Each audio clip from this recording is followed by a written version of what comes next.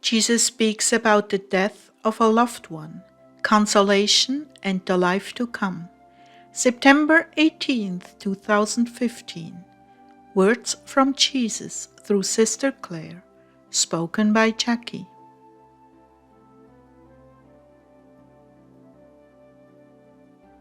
Jesus began, "There are many around you suffering, and I wish for you to be more attentive, more tuned in, more eager to touch them with your prayers.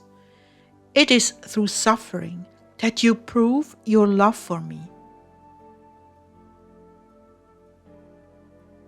And it is in suffering that I bring you the choicest grapes from the vine, to comfort and console you. All of my children have suffering, but not all disclose to others what they are going through.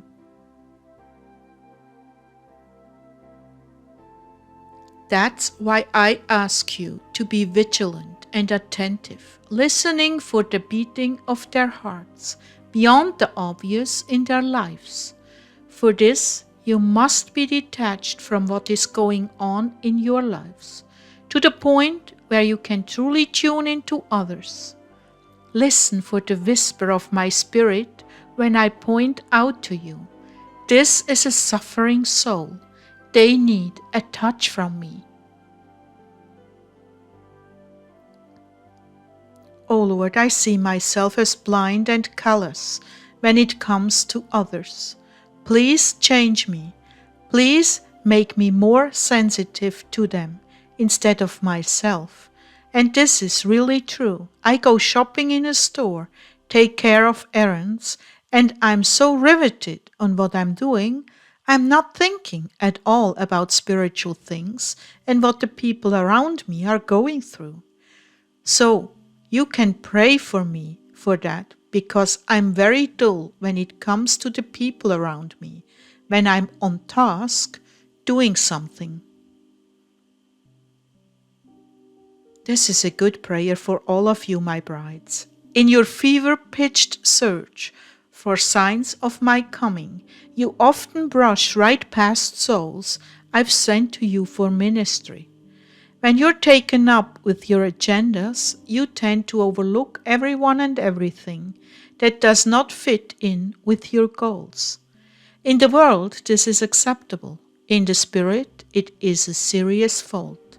Pray for me to endow you with greater sensitivity to those around you, especially the hurting.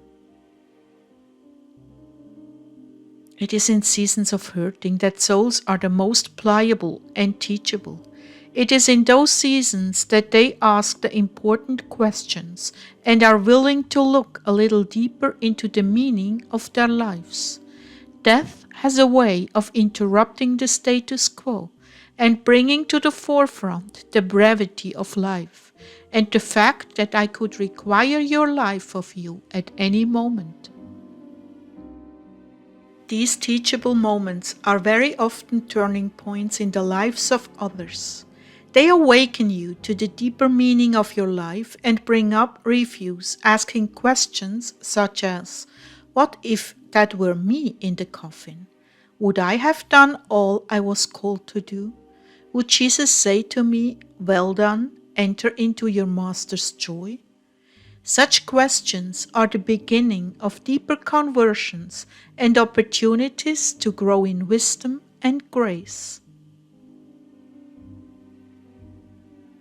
I don't say this about the immediate moment, but those moments in the shadowy hours of the night that just precede the dawn, when resistance is down and hearts are bared. I visit my servants in these hours to bring both peace and comfort, as well as challenging questions. Is this all my life was meant to be? Or is there something more for me to do?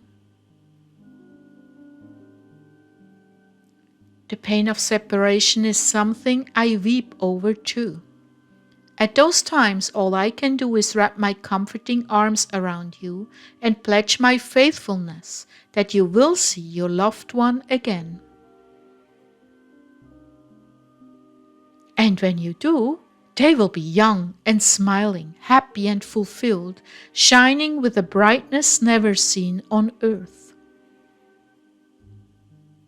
As it is written in 1 Thessalonians 4:16-18, "For the Lord himself will descend from heaven with a shout, with the voice of the archangel, and with the trumpet of God, and the dead in Christ will rise first. Then we, who are alive and remain, will be caught up together with them in the clouds, to meet the Lord in the air, and so we shall always be with the Lord. Therefore, encourage one another with these words." Soon, very soon, beloved brides, you too will stand side by side with those you had to say farewell to on this earth.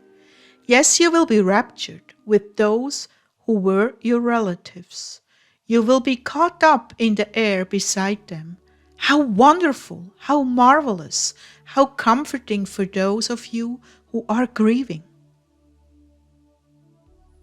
Do not let your heart be troubled. Believe in God. Believe also in me. In my Father's house are many dwelling places. If it were not so, I would have told you. For I go to prepare a place for you. That's John 14:1 and 2. In this place you will laugh again and play with your loved ones gone before. You will exult and rejoice in the Holy One and all that has been prepared for you in this realm.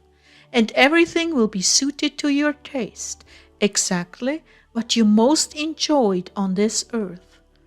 That will be the place I prepare for you in heaven. You will picnic together, explore together, and visit one another's dwellings together, and best of all, be together for eternity. Yes, there will be learning, play, study, and recreation, creativity, and all will come quite naturally to you in your glorified bodies. And oh, the wonderful positions I have for you to fill in heaven, the wonderful work you will set about to do with others of like mind and heart. No more misunderstanding, competition, jealousy, or the like. Everyone here works for the edification of their brother and their sister. Rather than cold indifference, you will be greeted with heartwarming love and acceptance, and all that you put your hand to will also be praised and encouraged. You see, in heaven, there is no jealousy or ignorance, only joy and affirmation. All materials and equipment will be provided for you, and nothing will be lacking. You are going to love the ease and glory of life in heaven. When it is time to worship, your hearts will be enkindled to a blazing fire that no one can quench. And what remains to be healed will be healed by the breathtaking power of God. Never again will you struggle, lament, or mourn. All shall come to you just as you desire it, for everywhere and everything will be filled with the glory of God, and nothing shall be lacking to anyone. This is the supreme bliss of heaven. So take heart, be encouraged. Your sojourn on this earth is nearly at its end, and soon you will be reunited with those who have been taken from you in this life. There is a picnic basket with your family name on it, a huge oak in a lush meadow filled with flowers and green grass, with blankets spread beneath it, and all your relatives and pets are there waiting for you. Console one another with these thoughts, beloved, for I'm coming soon.